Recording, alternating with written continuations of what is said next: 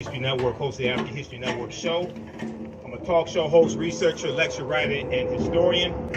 So I was around the corner at St. Clement's Church speaking at their Juneteenth celebration. Hey, Melanie, how you doing? All right. So how many people have heard me speak before? Okay, good.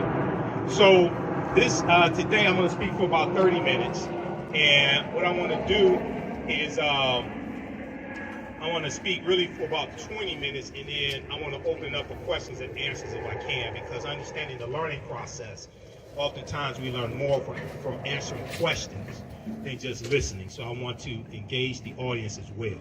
So Crystal contacted me, and she wanted me to talk some about the history of Juneteenth, which I've been doing all week. And also we're going to talk, connect this to the transatlantic slave trade as well, because all of this history is connected. Okay, so I've done a number of media interviews this week dealing with Juneteenth, and I was on the Tammy Mack show on Fox Business Soul, the streaming service, on Wednesday, and we were talking about Juneteenth as a federal holiday. Now, is that a good thing or bad thing? And when I teach about Juneteenth, and I have a 2.5-hour lecture dealing with the real history of Juneteenth. So my table is going to be set up over here. Be sure to come support the African History Network, because that helps finance what I do and helps me stay independent as much as possible and keep the bills paid and the lights on. Okay, that's where the money comes from.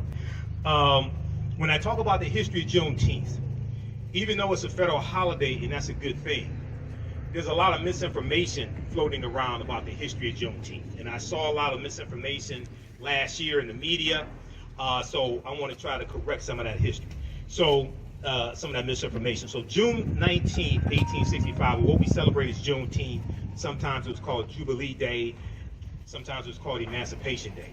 That commemorates June 19th, 1865, when Major General Gordon Granger goes into Galveston, Texas. He arrives at the beach in Texas the day before with about 2,000 Union troops, okay? And they're there to enforce what's known as General Order Number 3, which is enforcing the Emancipation Proclamation, but also, and maybe even more importantly, to take back physical control of the state of Texas, because Texas seceded from the Union during the Civil War. Texas was part of the Confederacy. So it took a military force to take control of Texas and bring it back under Union control. That's what he was there to do. And he also delivered General Order Number 3, which basically said, and I'm not going to read the whole thing, but it basically said that the enslaved Africans there in Texas, there were about 250,000 of them, that they were free based upon the Emancipation Proclamation, and that they should stay on the plantations and negotiate wages with their former slave owners. Okay, now there's a few problems with the way this history is presented. Number one, now let me do my disclaimer. If you've heard me speak before, you know I say this disclaimer. I may say some things that are outside the circumference of your own awareness. Just because you never heard them before, disagree with them, does not mean that they're not true. It just means you may have to do some research to understand what I'm talking about. So first of all, most of us were taught in school that the Emancipation Proclamation freed the slaves. Okay, however, who has ever read the Emancipation Proclamation? It's at archives.gov, which is the U.S. National Archives. I spent a lot of time doing research at archives.gov. It's at loc.gov, which is the Library of Congress website. They have all types of historical information and documents there. I do a lot of research at loc.gov. Who's ever read the Emancipation Proclamation? Okay, now how many of us were taught in school the Emancipation Proclamation freed the slaves? Okay, now how many of us know that's false, that the Emancipation Proclamation did not free the slaves? Okay, now if you read it, this is why I tell people, see, proper documentation ends all conversation. You don't have to believe a word that I say. Go research this for yourself. If we read the U.S. Constitution, if we read the Emancipation Proclamation, if we read the Declaration of Independence, if we read the 1964 Civil Rights Act, then a lot of this stuff we will understand, because unfortunately many African Americans don't understand history, don't understand law, and most Americans don't understand history, don't understand law, don't understand the Constitution either. The Emancipation Proclamation was a military strategy that Abraham Lincoln used to bring the South back into the Union. The goal was not to free the slaves. Lincoln was trying to keep the Union together. It was the preliminary Emancipation Proclamation was issued September 22nd, 1862, the year before. How many people know this? And how many people know? Raise your hand if you knew this. Okay. What it stated was the territories or states in rebellion that seceded from the Union and were part of the Confederate States of America, what we call the Confederacy. It stated that they had until January 1st, 1863 to come back into the Union. Otherwise, their slaves were going to be set free, because their slaves were their greatest resource that they had. They were the foundation of their wealth. When you read the statements of secession from like Mississippi and Texas and Alabama, things like this, they talked about how central to their way of life and their wealth their African slaves were. So they didn't come back into the Union. So he issues the Emancipation Proclamation January 1st, 1863. The problem is that Lincoln, and this was an executive order, the problem is Lincoln had no authority to tell the Confederacy to do anything, because they seceded from the Union. They set up their own government. They set up their own constitution. They set up their own monetary system. That'd be like Great Britain telling the United States that separates, and you had the American Revolutionary War, 1775, 1783, Declaration of Independence, July 4th, 1776, all of this. That's like Great Britain ordering the U.S. to do something. It's like, wait a second. This is our own sovereign government. You can't tell us to do anything. So they had no authority to do it. Now, the Emancipation Proclamation also stated that the border states, it didn't apply to the border states. So Maryland, Missouri, Kentucky, and Delaware were states that stayed loyal to the Union. They were allowed to keep their slaves, okay? When you study Maryland, Maryland did not free its slaves till November 1st, 1864. That's almost 2 years after the Emancipation Proclamation.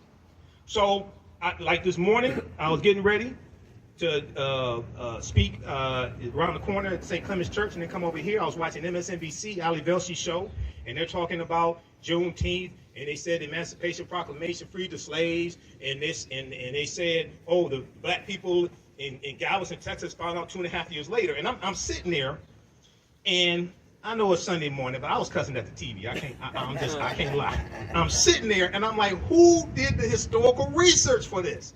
This is false. Okay, so I don't want people to misunderstand me. I'm all for celebrating Juneteenth.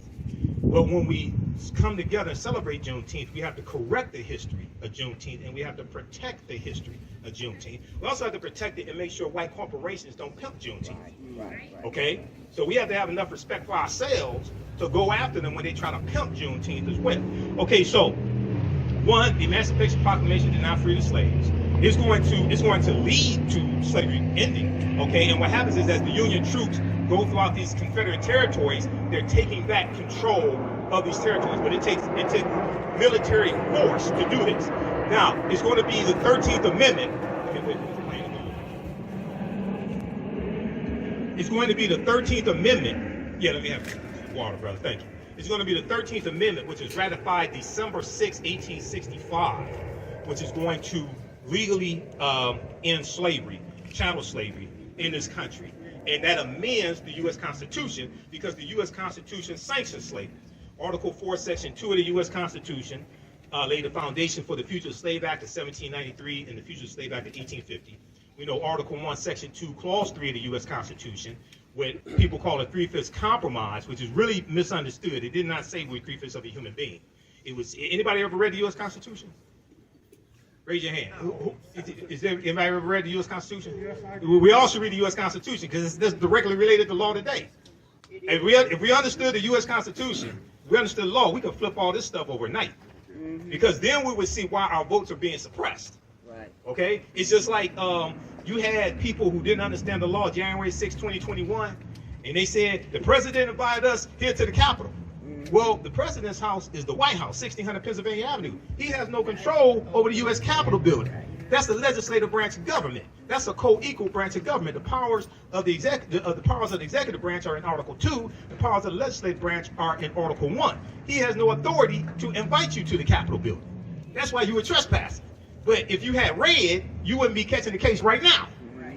This is what happened. So there was an article from CBS News. They did a segment, CBS News Morning, January 19th, 2021. I talk about this on my show a lot. It deals with how most Americans don't know what's in the U.S. Constitution.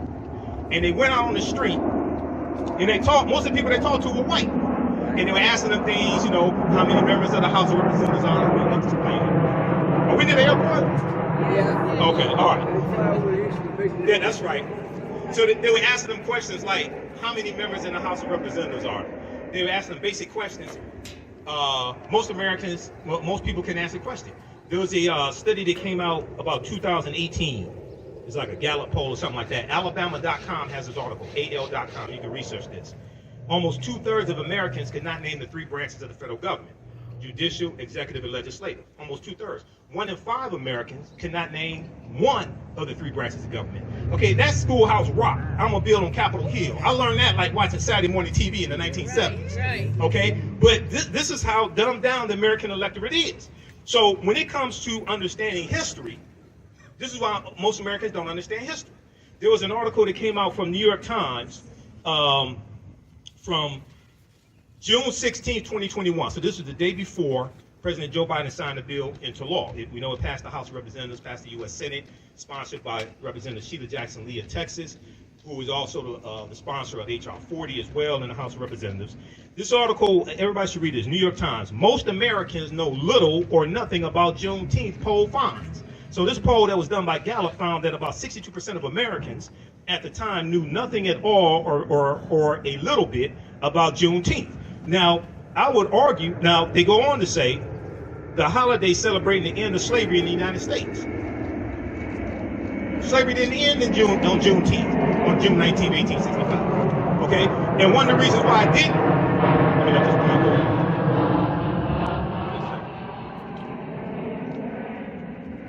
One of the reasons why slavery didn't end then is because some of the slave owners in Texas, not just Galveston, but some of the slave owners in Texas somehow kept the word away from their slaves or didn't abide by it if they got the word and kept them enslaved for an additional year.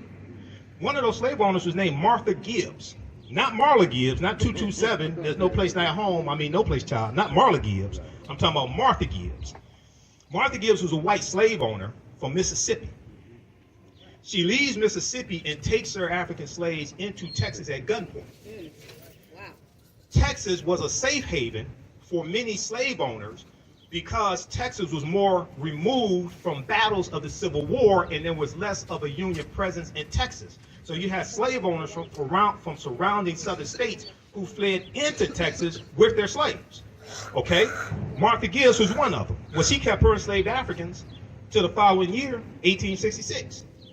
She didn't care about the Emancipation Proclamation, none of that stuff. That didn't mean nothing to the, just like the domestic terrorists. Laws don't mean nothing to them. Okay? Wink, wink. The laws don't mean nothing to them. Right. That didn't mean nothing. That didn't mean nothing to them. Those are their descendants that stormed the U.S. Capitol building. Right. Okay? All this is tied back to the Civil War, Reconstruction. Right. All this history is connected. Okay? All right. So you're going to have some that are still enslaved to 1866. Now, it's important to celebrate Juneteenth. Why? Because Juneteenth is a celebration of freedom. Okay, and they had celebrations. If you read some of the slave narratives, they had celebrations when they got the word in 1865, June 1865. Now, it's also important to understand that Major General Gordon Granger is going to go through various parts of Texas for a number of days, delivering General Order Number 3. June 19th is the date that was agreed upon to celebrate as when they got the news. But all the African slaves in Texas did not get the news on that date. They go through for a number of days and deliver the news also. So Juneteenth is a celebration of freedom. It's not our Independence Day because we weren't independent. We still ain't independent today because about 97% of African Americans work for white people.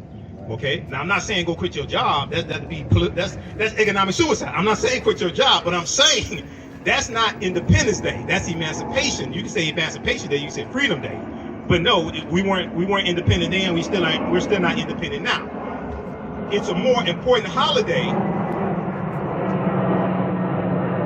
It's a more important holiday for African Americans than the 4th of July, or what Dr. Shaka Musa Shango called the 4th of July, Y-O-U-L-I-E. He wrote the books African People and European Holidays and Mental Genocide. How many people have read those books? Read those books, book 1 and book 2, because it deals with the origins of all the European holidays that we've been taught to celebrate in this country, including the 4th of July. And we know 1776, you know, they're fighting for their freedom in the American Revolution, but at the same time, you're enslaving African people. You have this paradox, okay? All right, so let me check on time. All right, so there are 4 components that have to be incorporated. When I teach about Juneteenth in the interviews, media interviews I did, and also Ken Coleman interviewed me for Bridge Detroit. He did an article that came out Friday, I think it was, dealing with Juneteenth. He interviewed me for that, bridgedetroit.com. There are 4 components that I think have to be incorporated into any of these Juneteenth celebrations, which we should have, because usually I'm in Atlanta for their 3-day Juneteenth parade and music festival. I'm usually speaking there, and I'm a vendor. They have thousands of people that come through. They have at least 100 vendors each year, 100 black vendors, Caribbean vendors, African vendors, things like this. One, we have to incorporate history. We have to teach the real history of Juneteenth, what it was not. Teach the history of the Civil War and why the Civil War happened, okay? Because they're trying to keep the Union together. South Carolina was the first state to secede from the Union December 20th, 1865, about 6 weeks after Abraham Lincoln becomes president-elect for the newly formed Republican Party, because the Republican Party wasn't founded in 1854, okay? Somebody called into my show. He tried to be a wise guy. He called into my show a couple weeks ago. He said, which political party owes reparations to black people? I said, well, you do realize for the majority of the time slavery existed in this country, you didn't have a Democratic or Republican Party. Because the Democratic Party wasn't founded in 1828. They were called Jacksonian Democrats, named after President Andrew Jackson. Republican Party was founded in 1854 as a backlash to the Kansas-Nebraska Act, because it was a backlash to the spread of slavery in the Kansas and Nebraska territories. So the majority of the time that you have slavery in the history of this country, you don't have a Republican or a Democratic Party. And many of the founding fathers, even though they may have been slave owners, many of them were against political parties because they thought they caused division in the country. So you're talking about reparations largely coming from the federal government, okay, regardless of political party. But you have to have a historical component to correct the history, protect the history, and deal with the real history of the Civil War, Juneteenth, and the Reconstruction Era. Reconstruction is extremely important, 1865 to 1877. The Reconstruction Era is taught very little in our schools, K through 12. There was a article from Time magazine, time.com, January 12, 2022, 6 days after the January 6th insurrection, the insurrection was a continuation of the Civil War and the political violence that brought about an end to Reconstruction. A new report finds that 45 states are failing to teach students about the period that shaped race relations after the Civil War. They're talking about Reconstruction. And in this article, they talk about how Reconstruction, understanding Reconstruction, is directly related to the police violence we see today in the murder of George Floyd, May 25th, 2020, the voter suppression laws enacted, especially after African-American voters voted in the 2020 election to elect President Joe Biden and Kamala Harris, but also the January 5th senatorial election in Georgia, because that's what really infuriated a lot of people, okay? The reason why it infuriated a lot of people, it wasn't just because John Ossoff won, and he's a Democrat, and he defeated Richard Perdue, David Perdue. It's because Senator Reverend Raphael Warnock defeated Kelly Loeffler, and he became the first U.S. Senator from Georgia. People don't understand how monumental that was, what he did. What he did was beat the system. What I mean by beat the system, I'm not talking about the mail-in ballot system that Republicans voted into office in 2005 in Georgia. I'm talking about the 1963 law in Georgia, championed by Denmark Groover, who was a segregationist Democrat in the state legislature in Georgia, which is why you have the runoff election law today in Georgia. That goes back to him, because they were trying to keep African Americans from having statewide power in Georgia. So to keep them from winning a statewide election, like senator, like governor, secretary of state. The reason why they did that was because in the primary election, if all the African Americans threw their votes behind one African American candidate, and then you had 2 or 3 or 4 white candidates, well, then the African American candidate could win.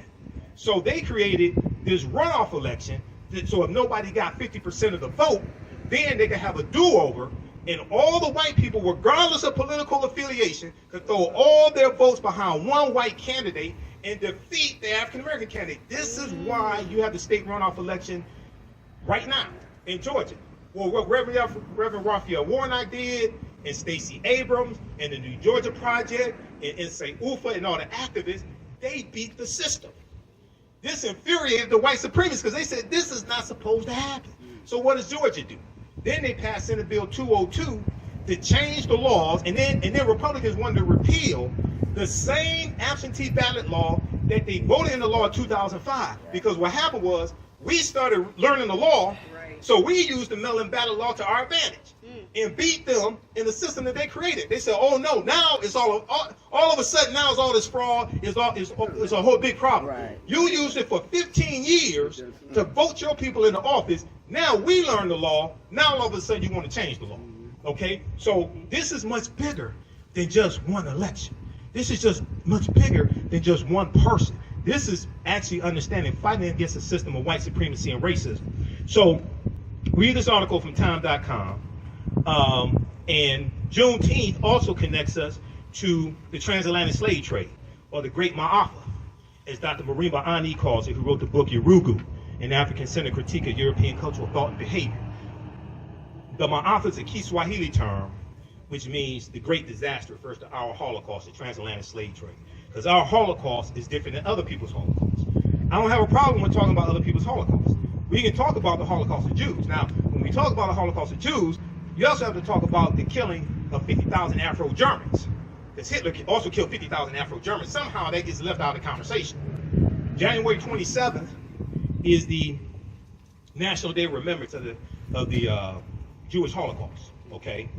And it's January 27th because it was January 27th, 1945, I think it was, when the Soviet troops go into Poland and liberate the Holocaust survivors from the Auschwitz concentration camps, Auschwitz 1, 2, and 3. That's why it's on January 27th.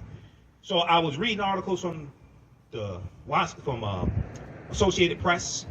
I was reading coverage about the National Day of Remembrance of the Holocaust, January 27th. I'm like, why don't y'all talk about the Afro-Germans who were killed? That's part of the Holocaust also. We totally get left out of that conversation. But if we don't understand that history, we don't understand how to interject ourselves into that history. So Juneteenth also connects us to the transatlantic slave trade, which we see starts formally, most sources say 1441, with Anton Gonzalez going into present-day Mauritania, capturing about 12 Africans. But we know there's historical events that lead up to that happening. It doesn't just fall out of the sky. This goes back to the conflicts and the wars that the African Moors are having in Europe with Europeans. And the Moors intermixing into European society and losing control of various areas that they control, like Al-Andalus in the southern portion of Spain. And we see this backlash. Now the Moors are taking the teachings from ancient Kemet, ancient Egypt, the Nile Valley region of Africa, into Europe. They bring Europe out of the Dark Ages. These teachings saved Europe. If it had not been for the Moors, Europe probably would have been totally devastated by the Black Death, the bubonic plague. It hits in 1347 to 1400. Europe loses between 1/4 to 1/3 of the population. Estimates of somewhere between 25 million to 75 million people. But the Moors introduced science. They introduced new types of nautical instruments. They introduced the periodic tables. They introduced something they call alchemy. Today we call it chemistry. Al is the Arabic prefix. Algebra, alcohol, alchemy, things like this. They're introducing different types of surgical instruments.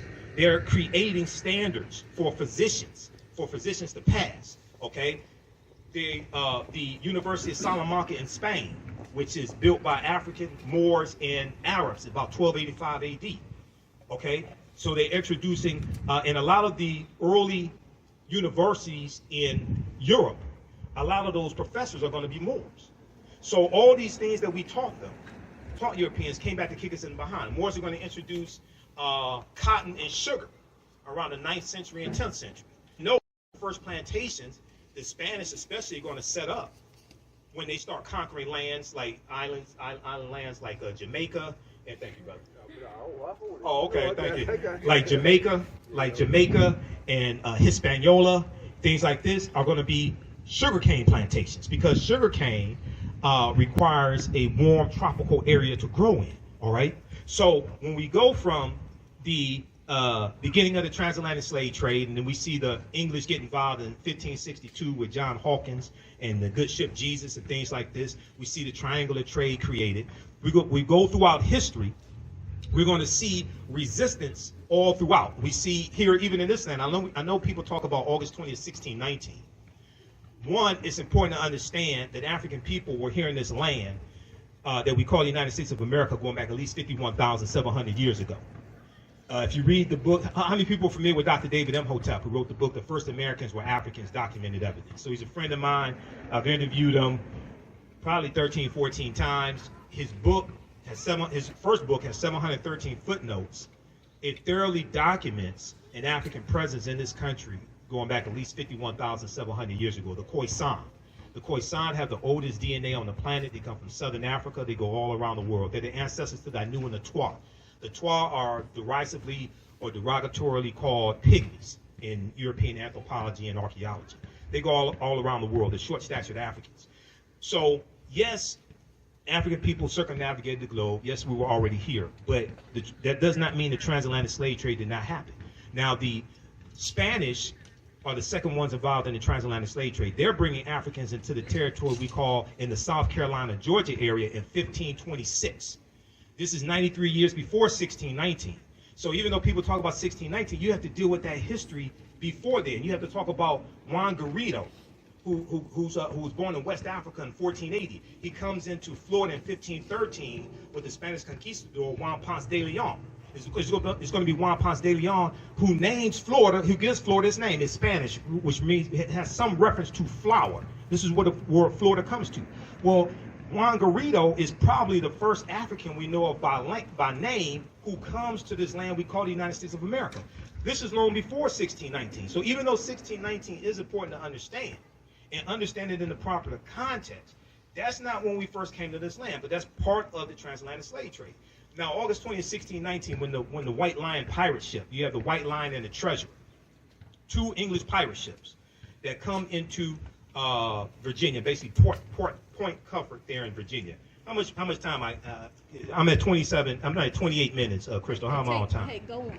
Okay, so when these two English pirate ships come in, and you have 20-odd Africans who are exchanged for food and water and supplies, right? At this time in 1619, did you know codified slave laws don't exist in any of the 13 colonies? Did y'all know this? Y'all didn't know this? Nope. Oh, you have to bring me out here to speak more often. Yeah. No. Who's read Before the Mayflower by Lerone Bennett Jr.? Because he breaks some of this down in chapter 2. Chapter 2, 6th edition, right around page 40, he talks about the names that African people had in this land. When Europeans got here, they were called Moors. They were called Negers, N-E-G-E-R-S, Nagars, N-E-G-A-R-S, and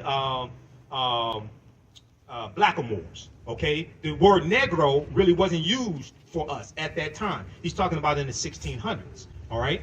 So, and he's talking about the presence of the Moors here when Europeans got here. And then at that time, also in the colonies, the people who we call white people, they weren't referred to as white. They were referred to as either Christians or Englishmen, okay?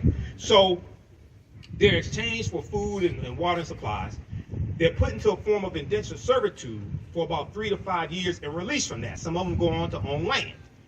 You're going to have some Africans who come here, either willingly or unwillingly, who end up owning white indentured servants also. That's a whole nother conversation. Some people don't want to have that conversation. Don't know why, but that's part of the history. Lerone Bennett Jr. breaks this down in chapter 2 of Before the Mayflower.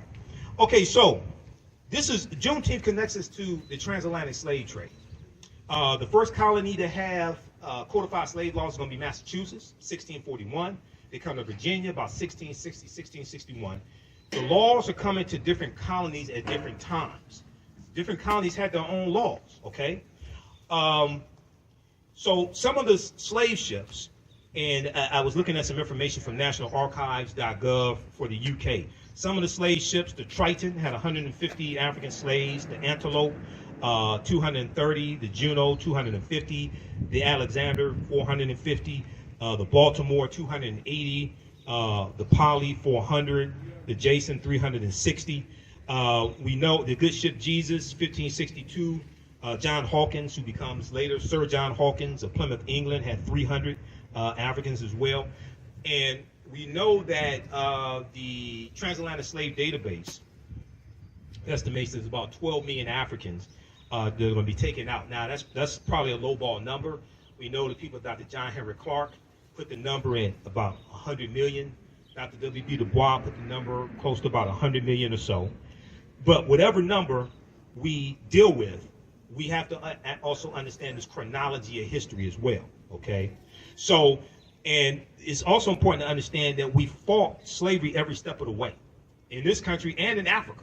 There were wars that were fought. There's a good book by Sylvian Diouf called Fighting the Slave Trade, West African Strategies, Fighting the Slave Trade, West African Strategies. And this book deals with the different types of strategies that we used in West Africa to fight against these European colonizers and fight against the transatlantic slave trade as well, okay? So here in this country, you're going to have somewhere around 250 physical slave rebellions taking up arms. We know about Nat Turner, 1831, Southampton County, Virginia, and others. We know about the Stoner Rebellion, 1639 in South Carolina. There were other forms of resistance, however. Learning to read and write was a form of resistance, because one of the things that we did when we learned to read and write is wrote our own freedom papers and ran away. That's what some of us did. We wrote our own freedom papers and ran away, because a lot of the slave patrollers that you encounter on the roads, a lot of them were poor white men who were illiterate. They couldn't read or write. So you can give them any paper, say these are my freedom papers, or a travel pass or something like that. Learning to read and write was a form of resistance. Having work slowdowns, slowing down the pace of work was a form of resistance. Poisoning white people's food was a form of resistance, okay? Destroying tools or sabotaging tools, maiming oneself, cutting off toes, something like that. Those are different forms of resistance that we engaged in as well. Okay, so when we have these celebrations, it's important for us to invoke the ancestors as well, and the brother did the libations, which brings in the power and the energy of our ancestors, and it helps reconnect us to our ancestors also. And once again, I'm gonna wrap up with this, and we can open up for questions if we can. But when we have these celebrations dealing with Juneteenth, it's important to correct the history and protect the history of Juneteenth, and deal with history, political education, economic empowerment, as well as law. Okay, so I want to thank you for your attention. I want to wrap it up there. Usually I end my presentations. Right now, it's correct wrong behavior. It's not over till we win. Wakanda forever. And because Wakanda is a real word, comes from the Omaha Ponca Sioux Indian language, means possessing secret powers, but it's also a Bantu word. It's in Kikongo as well. So Wakanda is a real word. So Asante Sana, can we open it for questions? Okay, let's open up for questions. Did you all learn anything? Yeah. Okay, all right, thanks. Now, and then I'm gonna have my DVD lecture set up over here. Also, I'll be registering people for 2 10-week online classes that I teach on Saturdays and Sundays. Saturdays is Ancient Kemet, the Moors, and the Ma'afa, Understanding the Transatlantic Slave Trade, where they didn't teach you in school, where we do it thousands of years of history. We do the sessions live. All the sessions are archived and recorded. You can watch it a year from now, 2 years from now. It'll still be there. Sundays, I teach from the Civil War to the Civil Rights Movement and Black Power, 1865 to 1968, which gets deep into this history dealing with Juneteenth, Civil War, Reconstruction, all that history. Okay, any questions? When was slavery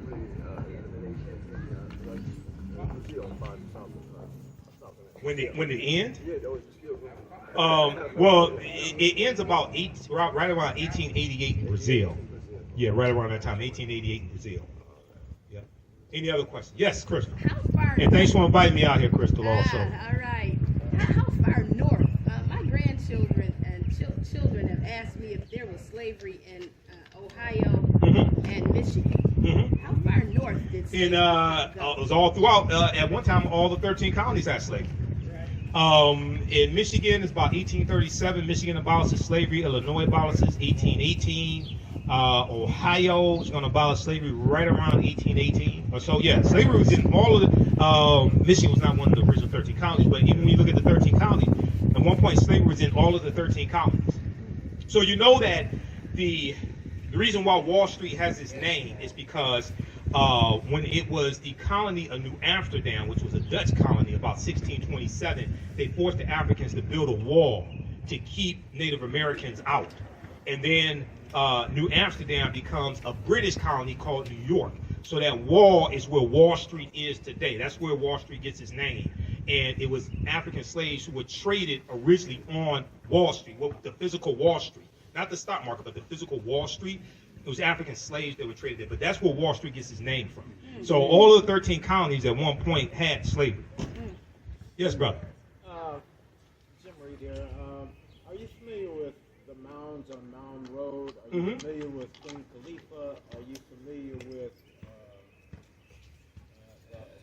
Yeah, so you had the mounds on Mound Road. So you had about 1 million mounds in this land we call the United States of America, okay? And go ahead, brother. So you have mound builders, you have Native American mound builders, you have African mound builders, the Khoisan, okay? Now the ones on Mound Road, I've heard different things. I'm not sure who built those, okay? But yes, at one point you had about 1 million mounds in this land we call the United States of America. Today is somewhere, I think, about 100,000. Dr. David M. Hotep talks about this as well. Cahokia in East Illinois is the largest mound that still exists today.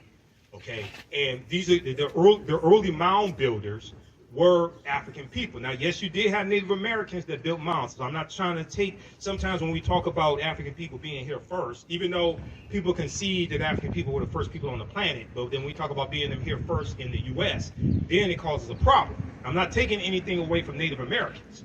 And Native Americans I have Native American in my family, Cherokee and Blackfoot on my mother's side. She's from Tennessee. But the people who we call Native Americans are the offspring of the intermixing of Africans who were here over 50,000 years and Asians who come here around 3000 BC. And the Africans and Asians intermix, and they're offspring of who we call Native Americans. And these were usually a dark-skinned people. Okay, they weren't the very light-skinned, almost white-looking like Native Americans of some that you see today.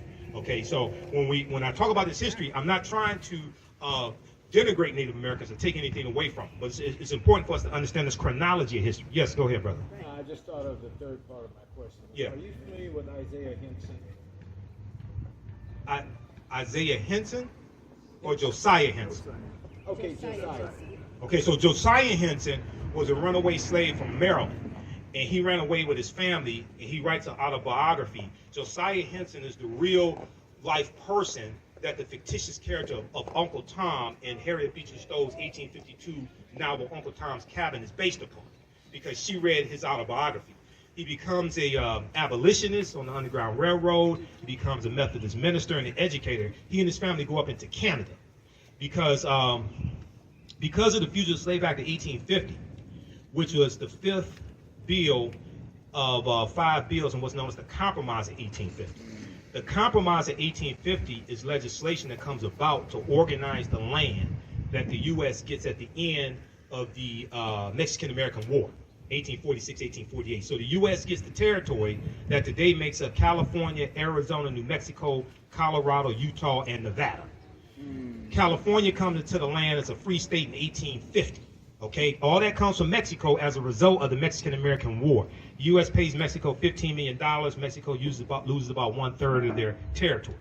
So the Fugitive Slave Act of 1850 intensifies the abolitionist movement. It makes it more dangerous for runaway slaves to even live in the North, because now it says that all people have to work with the authorities to capture runaway slaves and return them to the slave owners, and it removed habeas corpus, which meant your right to a day in court. Previously, under the Fugitive Slave Act of 1793, the slave owner had to go to court and prove that that person was their slave. The Fugitive Slave Act of 1850 takes away that and calls more runaway slaves to run into Canada. Okay, so Josiah Henson goes into Canada. So that's where he was the real life person that Uncle Tom is based upon. And Uncle Tom was not the not the way that the stereotype of Uncle Tom was that he was subservient to white people and things like this. Now that was Sambo. Sambo was a slave who followed the slave master Simon Legree around and told him where the slaves were hiding, who were running away, things like this. Uncle Tom was the slave who refused to beat black women. He was the slave who took cotton out of his sack, put it in the other slave sacks who didn't meet their daily quota, things like that. That's who Uncle Tom was in the book. Okay, there was a 1912 movie, about 1912, a short movie about 30 minutes, that depicted Uncle Tom as being subservient to white people, docile, obedient. So that may be where the slur, the stereotype of Uncle Tom comes from. But that's not the Uncle Tom in the novel, and that's definitely not Josiah Henson. That was written by Phyllis Wheatley. Right. Uncle Tom's Cabin was written by Harriet Beecher Stowe, 1852. Now, Queen Khalifa, I've been doing research on Queen Khalifa. Now, some sources say she was a fictitious queen. Some say she was a real queen. I don't know whether she's fictitious or not. It's believed in quote, it's believed that California is derived from her name. I don't know that for certain. Any other questions? Okay, we'll go here and then go to his brother here. Yeah. It's actually two questions, if that's Mhm. okay. The first question is it true that the difference between the indigenous people of this land and the Native Americans, is it true that the Native Americans are by land contract and the indigenous people are people that were the first people that was here on this land? Okay. So it depends upon how you're using the term indigenous. If you want to say, if you are you Original. okay, the original. Okay. So when you say land contract, you're talking about treaties. Yes. Native Americans. My other question Uh-huh. is, are you familiar with Dumb Diverses and the Yeah. decree that King James wrote? Because it Well, ties Dumb into- Diverses is 1452. Right, Okay, but that's before King James time. right, I know that. Okay. But it still affects us to this very day, right? Some decrees that happen in Dumb Diverses. I've heard people talk about how those decrees from the 15th century still affect us today. Now, I want to see them really explain to me the relationship. This is before the United States of America came into existence. Right. Okay, so I'm familiar with the argument, but I want them to explain to me how does that apply to the U.S. today. I'm familiar with the argument. I'm familiar with a lot of arguments. Okay. Wasn't it the Pope, his decrees was to enslave us? So isn't that how it still affects us today? A lot of decrees was to enslave us during his day. But I don't I fail to. I've looked at the information, but I fail to understand. So you have treaties like I think it's about 1454, the Treaty of Tordesillas, when the Pope divides Spain and Portugal. The Pope sends Spain and Portugal out to divide the non-Christian world among Spain and Portugal, things like So this. that would affect us, right? No, Weren't we the non-Christian? but that's before you have a new United States government that has a constitution and a sovereign. Okay, so this might be a discussion. Michael, this is a discussion. We got a after. sidebar on that. Let's get to the We got a next sidebar on question. that. Go ahead, All brother. right. My other question was, Yeah. if you don't mind, Go ahead. are you familiar with the decrees of King James? Which decrees of King James? The one that had us enslaved, the ones that had us from Ireland, brought from Ireland over here to America. I'm familiar with those somewhat because Ireland was a colony of England. Ireland was a colony of England. Right. Now, what about the decree? So, wasn't there land contracts that was given to people that came from Ireland over here that had something to do with the 7-year indentured servitude? There were people who entered into indentured servitude and then were awarded land afterwards. Some of them were of African descent also. In chapter 2 of Before the Mayflower by Lerone Bennett Jr., he talks about this as well. We can have a sidebar because that's what my table is going to be. I want to get to some of these other questions. Yes, brother. want to ask if you were familiar with the different variations of the term slavery.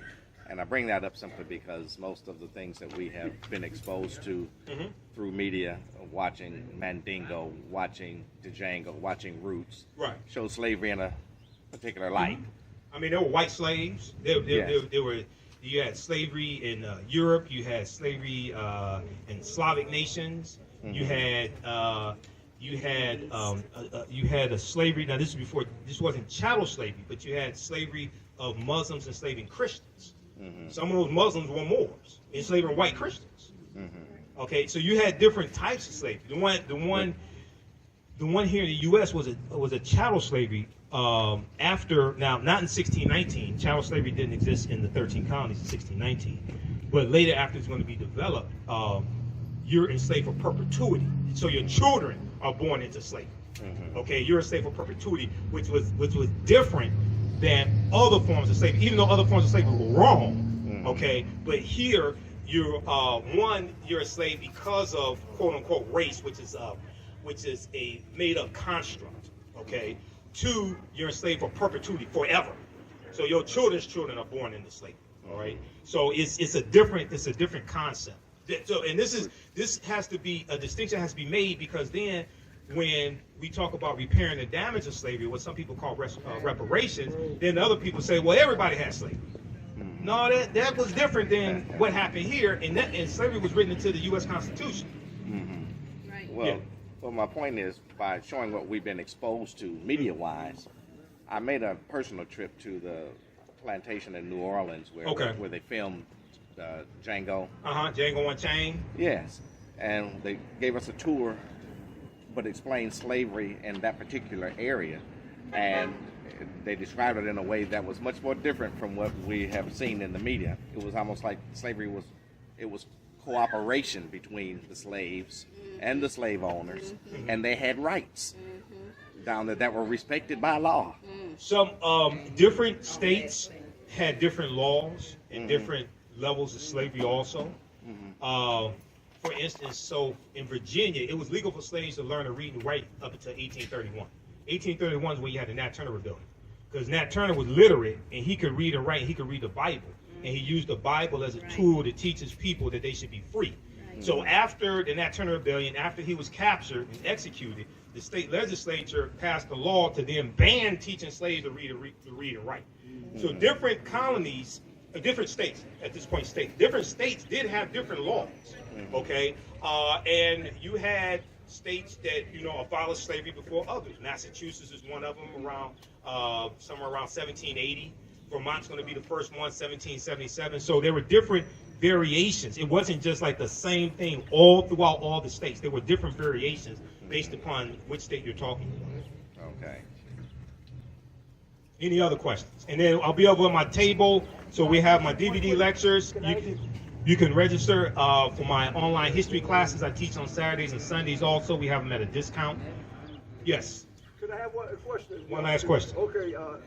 Now, to my understanding, there was a part of what they call the slave Bible, where the slave master would take certain parts of the Bible and put them in text to be allowed to, teach the slaves about slavery. Like be kind to your master, be honorable to your master. In other words, they would take certain segments of the Bible to try to promote,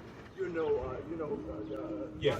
They call it slave Bible. They were allowed Right. to preach those parts of the Bible. Okay. In various states, yeah, you're gonna have that. You're gonna have that happen. And what should I name? This is the boat our children made. That one kid, he wanted to know what name should we give to this ship. What name should we give to the ship? Right. Yeah. Well, yeah. What do you think is a good name? Because I told him I don't know. I said definitely not Amistad. But what do you think? The Amistad comes to mind because those Africans won their freedom in the U.S. Supreme Court because the international transatlantic slave trade was abolished in 1807 and went into effect January 1st, 1808. So that helps form a legal argument for reparations also, by the way. That's based upon Article 1, Section 9, Clause 1 of the U.S. Constitution. You can call it the Amistad. You can call it